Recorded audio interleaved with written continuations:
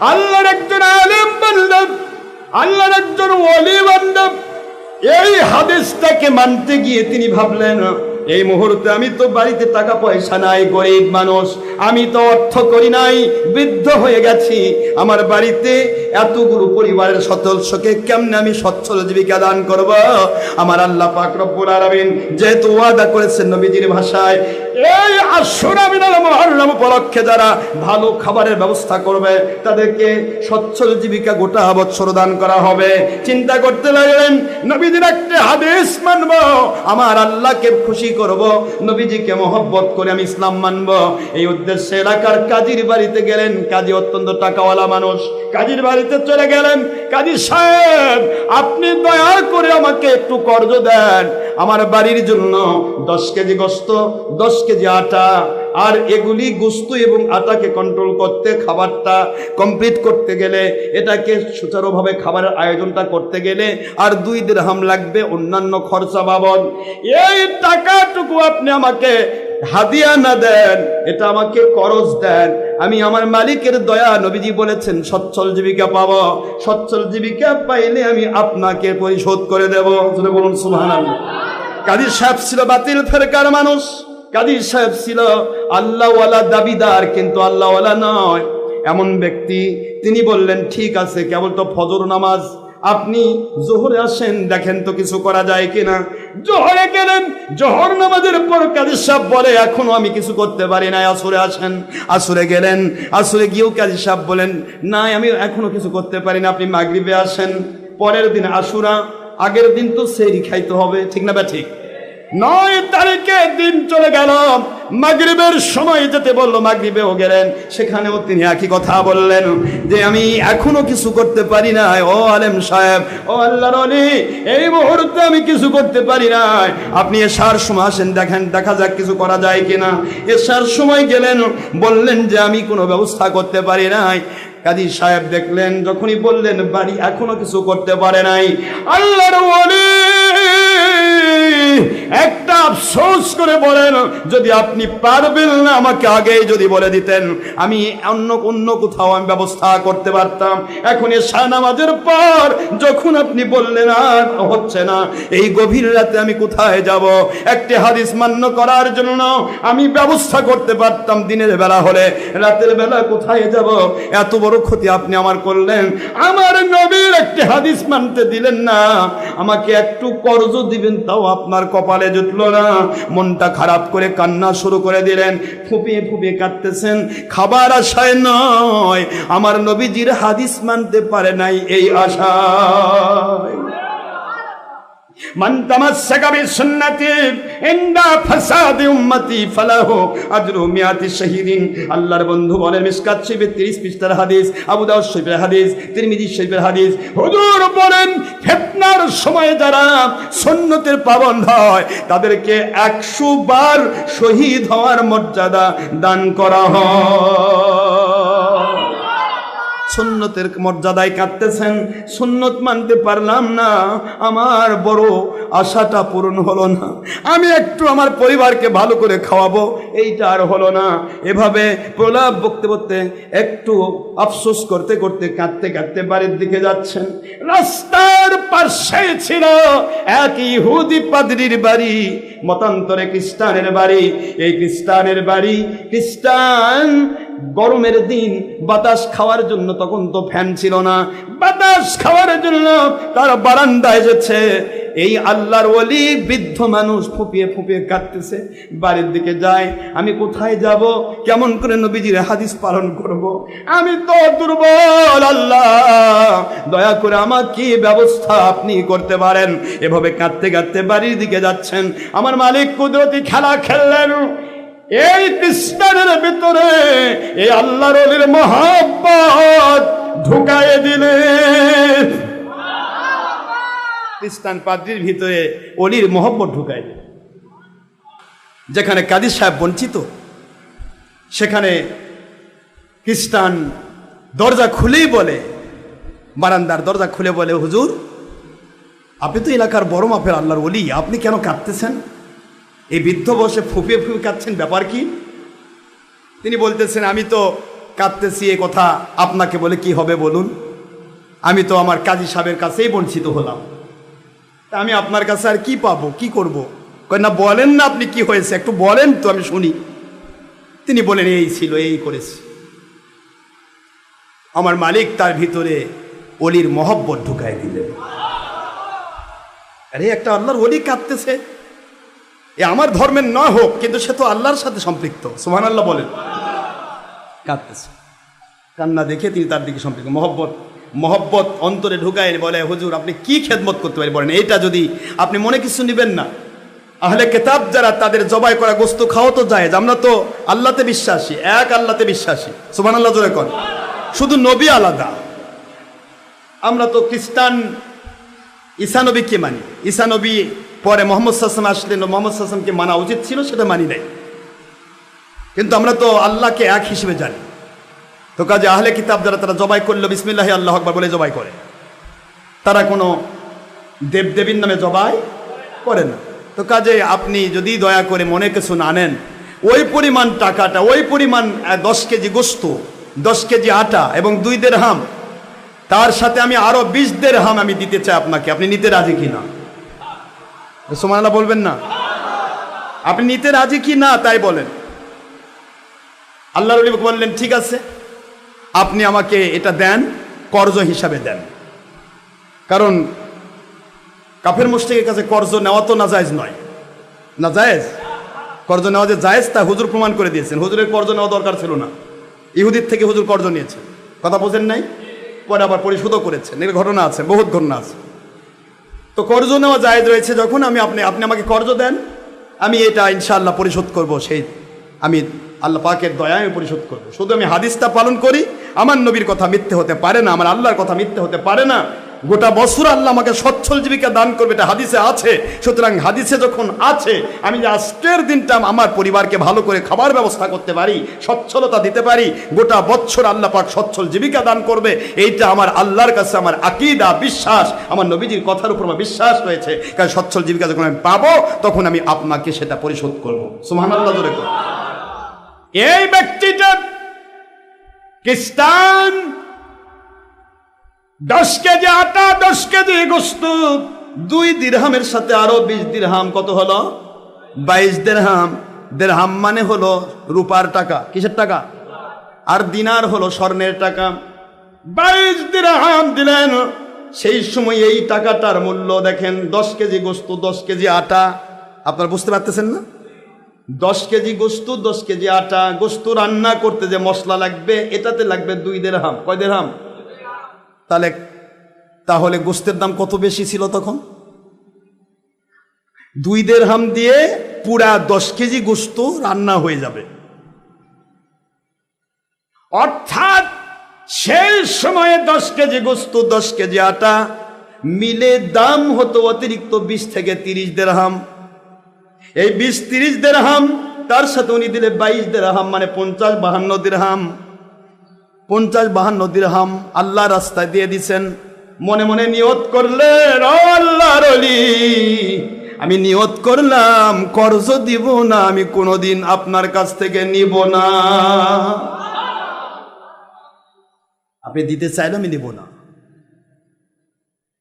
আল্লাহর ওলি বাড়িতে যায়, স্ত্রীকে বলে রান্না করুন, সেহরে খাবো, রোজা রাখবো।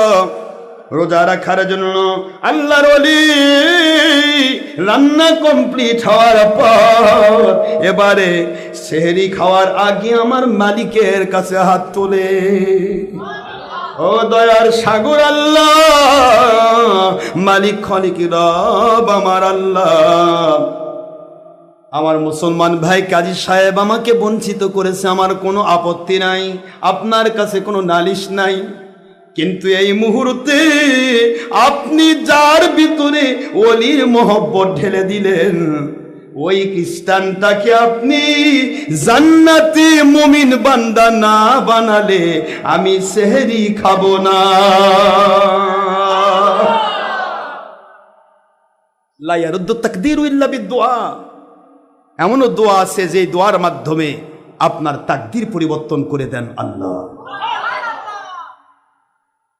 আল্লাহর ওলি এমন এক টাইমে হাত তুলেছেন যেটা তাহাজ্জুদের মুহূর্ত, সেহরির টাইম। কি মুহূর্ত? তাহাজ্জুদের টাইমও যেটা, সেহরির টাইমও।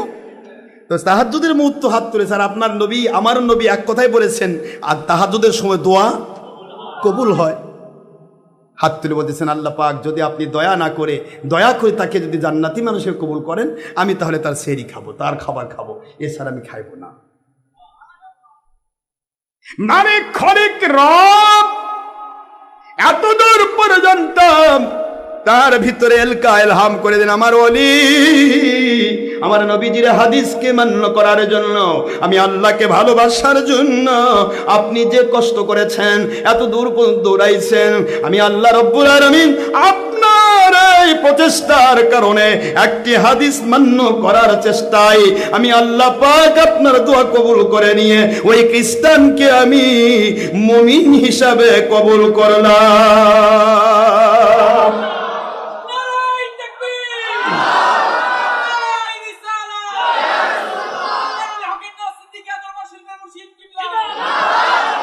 নবীজির হাদিসকে ভালোবাসলে কি হয়, কিভাবে কবুল করলেন?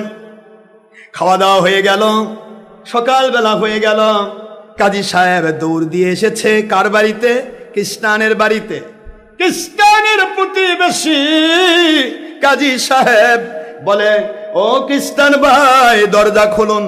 খ্রিস্টান কয়েক বছরের পর বছর থাকলাম, জীবনে খবর নিলেন না, আজকে কেন এসেছেন ভাই? কি চান আপনি, কি বলতে চান? কাজী বলে, গত রাত্রিতে যেই নেক আমলটা আপনি করেছেন, ওই নেক আমলটা আমার কাছে বিক্রি করে দেন, আমি আপনাকে 1 লক্ষ দিরহাম দেব। কয় লক্ষ? মতান্তর আছে 2 লক্ষ, আমি মতান্তর নিলাম না। 1 লক্ষ দিরহাম। কাজী কয় কি? গত রাত এক আল্লাহর ওলিকে আমি দিয়েছি, অতিরিক্ত 50-52 দিরহাম হবে। 100 দিরহামও নয়, আপনি দিবেন 1 লাখ। ব্যাপার কি ভাই, কি ঘটেছে একটু বলবেন? শুনবেন না শেষ করব? কি ঘটেছে একটু বলবেন? লোকটি বলতেছিল, কাজী সাহেব বলতেছিল, গত রাত্রে আমার কাছ থেকে ওই আল্লাহর ওলি যখন বিদায় হয়ে যায়, আমি দেখতে পেলাম, রাতের বেলা ঘুমিয়েছিলাম, দেখতে পেলাম জান্নাতের ভিতরে এক সাইডে সোনার বালাখানা, আরেক সাইডে রূপার বালাখানা, হীরা মানিক জহরত দিয়ে ভরা এই বিশাল বালাখানা রাজমহলগুলি দেখলাম। বিশাল বড় বড়, দৃষ্টির সীমা অতিক্রম করে বড় বড় মহল। এই মহলগুলি আমি দেখতে পেলাম, মহলগুলি 2 সাইডে 2টা সাজানো রয়েছে বিচিত্রভাবে সুন্দর। এমন সুন্দর বর্ণনা দেওয়া সম্ভব নয়। এই মহল রাজমহল, আমি এই মহলগুলি দেখলাম, বালাখানা দেখলাম। বালাখানাতে একজন করে আল্লাহ পাক রব্বুল আলামিনের পক্ষ থেকে একজন করে ফেরেশতা মতান্তরে হুর দাঁড়িয়ে আছে। বলা হলো, এই বালাখানাগুলা কার? আমাকে বলা হলো, রে কাজী সাহেব, গত রাত্রিতে এই বালাখানাগুলি ছিল তোমার, আজকে হয়ে গেছে তোমার প্রতিবেশী খ্রিস্টানের জন্য।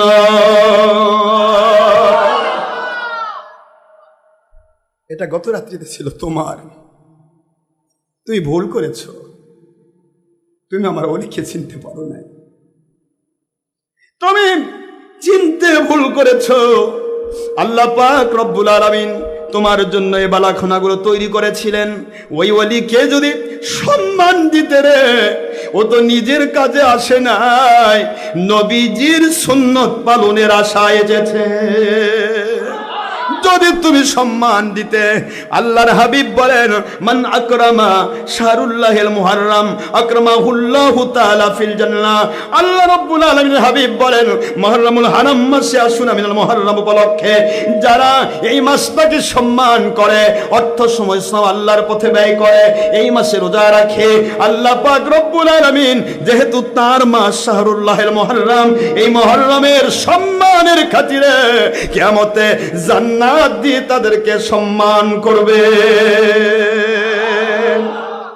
জান্নাতের ভিতরে তাদের সম্মানিত করবে। তুমি তো ভুল করেছ। আমার খ্রিস্টানবাদ, আমার জিনিস, আমি গত রাত্রে মালিক ছিলাম, আজকে তুমি হয়েছ কিন্তু হলে কি হবে, কাফেরের জন্য তো জাহান্নাম ওয়াজিব, জান্নাত হারাম। হুম ফিহা, কথা কয় না। ইন্নাল্লাযীনা কাফারু, নিশ্চয়ই যারা কাফের মুশরিক, ফি নারি জাহান্নাম খালিদিনা